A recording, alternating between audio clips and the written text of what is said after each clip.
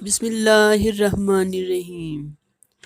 سامعین کرام، عصر جدید کے مادی وسائل کی فراوانی، سائنسی ایجادات اور اقتصادی و معاشی انقلابات جہاں سرزمین شمال کے اس خطے کے باسیوں کی زندگی میں حیرت انگیز طور پر تبدیلیاں اپنے ہمراہ لے آئے ہیں، وہاں اس خطے کی خصوصی طرز معاشرت اور مقامی تہذیب و ثقافت کو بھی ایک دھچکا سا لگا ہے۔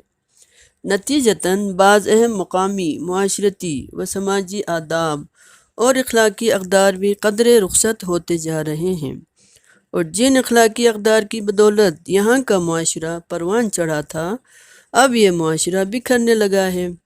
امر تعجب تو یہ ہے کہ یہ معاشرتی تبدیلی پچھلے 2-3 عشروں سے شروع ہے، بلکہ یہ تبدیلی اب ایک انقلابی شکل اختیار کر چکی ہے۔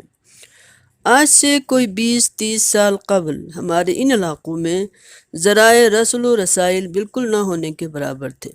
غربت و افلاس کا مارا یہ علاقہ اپنی بے چارگی کے عالم میں سانس لے رہا تھا۔ انسان چوپایوں کی طرح بار برداری اور دیگر جسمانی محنت و مشقت کے کاموں میں گرفتار تھا۔ البتہ ایسے میں انسانی اقدار اور معاشرتی آداب و اخلاق، مثلاً آپس کی ہمدردی، خلوص و محبت، مہمان نوازی، بزرگوں کا احترام، بردباری اور صبر و تحمل جیسی خوبیاں معاشرے کا اثاثہ سمجھی جاتی تھیں۔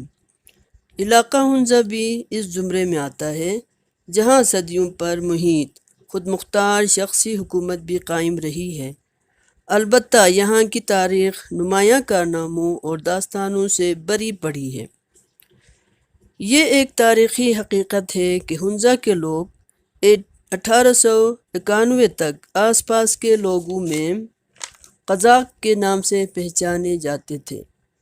چنانچہ درہ لیا اور قراقرم کی وادیاں اور ان کے درے ان کی رہزنی اور قتل و لوٹ مار کی آماج گاہ تھے، اور پھر کبھی ان دروں میں مقیم قرغیزیوں کو مار بھگا کر فتح کے نعرے بلند کرتے گزر جاتے تھے، اور کبھی گلگت کے دیہاتوں پر ٹوٹ پڑتے۔ اسی سلسلے میں سرقول و پامیر میں ہنزہ کے لوگوں نے اپنی اپنی فتوحات کی یادگاریں چھوڑیں۔ واخان کے علاقے میں کوجک بائی اور بوزی گمباز جیسی شاندار یادگاریں ان فتوحات کی زندہ اور تاریخی مثالیں ہیں۔ غرض یہ کہ 19ویں صدی کے آغاز میں ہنزہ کی سرحدیں یارقند دریا تک، اپرنگ وادی، سرقول کا کچھ حصہ بشمول تاش گرغن، پامیر حتیٰ کہ اکگ، جیلگا، واخان اور اسکم کی وادیوں تک تھیں۔ والی ہنزہ شاہ غضنفر کی حکومت 1824 تا 1865 کے ابتدائی دور میں سرقول اور تغارن کا سارا علاقہ فتح کر لیا گیا تھا۔ متعدد لڑائیاں لڑی گئیں اور بہت ساری سرحدات حاصل بھی ہوئیں اور کچھ کھوئی بھی گئیں۔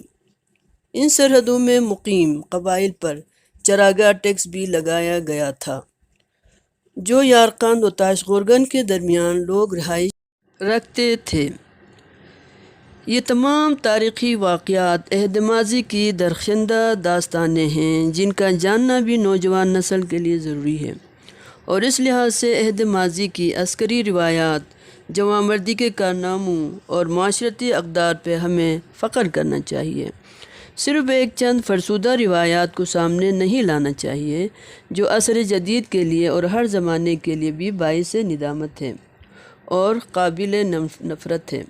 اس لیے تاریخ کے کچھ گوشے ایسے ہیں جو اب تک پنہاں ہیں اور پردہ اخفیٰ میں چلے گئے ہیں۔ ہماری تہذیب و ثقافت کے کچھ ایسے قابل ذکر اور اہمیت کے حامل قدریں اور تصورات ہیں، جن کی بدولت اس وادی کے باسیوں کو فوقیت ملی اور تاریخ کے ہر آڑے وقت میں یہاں کے لوگوں کا وقار بلند ہوا۔ اس لیے بقول شاعر، پنہاں تیری تاریخ میں صدیوں کے خزانے، پرنور تیری وادی کے رنگین فسانے۔ لہٰذا ضرورت اس امر کی ہے کہ اب ان پنہاں تاریخی خزانوں کو کھنگالا جائے اور وادی ہنزہ کے ان رنگین فسانوں کو جاننے کی ایک حقیقی کاوش کی جائے، اور ان کاوشوں کے نتیجے میں جو حقائق سامنے آ جائیں انہیں حقیقی ثقافت کا حصہ بنایا جائے، اور صرف یہ نہ سمجھا جائے کہ ڈھول تماشا یا دو چند تہوار ہی ہمارا کلی کلچر ہے۔ چنانچہ یہ بات قابل توجہ ہے کہ کوئی قوم اپنی انفرادی تشخص کو تب تک برقرار رکھ سکتی ہے جب تک کہ وہ اپنے ان سنہرے اصولوں، عمدہ روایات، اعلیٰ انسانی کردار و اخلاق اور مردانگی کے کراتب کو اپنا جزو حیات سمجھ کر انہیں اپنانے کی کوشش کرے۔ اس لیے زندگی کی حقیقی قدریں نہ تو ماضی میں کبھی بدلی ہیں اور نہ مستقبل میں کبھی بدلی جا سکتی ہیں۔ مثلاً حسن و صداقت، احسان و عدل، خیر و حسنہ، سخاوت، فیاضی، ہمدردی و انسان دوستی، وفاداری و حب الوطنی وغیرہ ہر قوم اور زمانے میں مستحسن سمجھا گیا ہے۔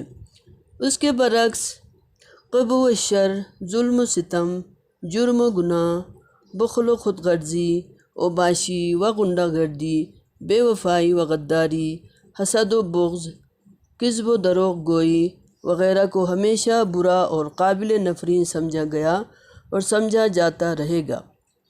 یہی شاید کچھ خوبیاں تھیں کہ ماضی میں وادی حنظہ کے لوگ جغرافیائی لحاظ سے تنگ اور تعداد کے لحاظ سے کم ہونے کے باوجود اس زمانے میں چینی و روسی سرحدات کے علاوہ کبھی انگریز اور پھر ڈوگرا فوج سے نبرد آزما ہونے میں کبھی پیچھے نہیں ہٹے اور نہ کبھی انہوں نے کوئی شکست تسلیم کی، اور یوں تاریخ میں اس وادی نے اپنی ایک شاندار باب کو ہمیشہ کے لیے رقم کیا، جو اب مغربی مورخین کے کتب کی زینت ہے، اور اب اس باب کو کھولنا وقت کی عین ضرورت ہے۔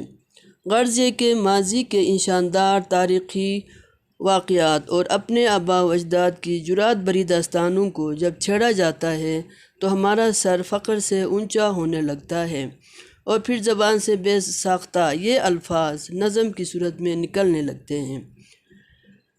قلعہ بلتی داستاں اس وقت کی کچھ سنا، وادیاں آباء و اجداد بس گئیں دامن تیرا، کچھ بتا دے جرتوں کی داستانِ اس نسل کو، جب شکست سے نا آشنا تھے اسلاف کے وہ سورما۔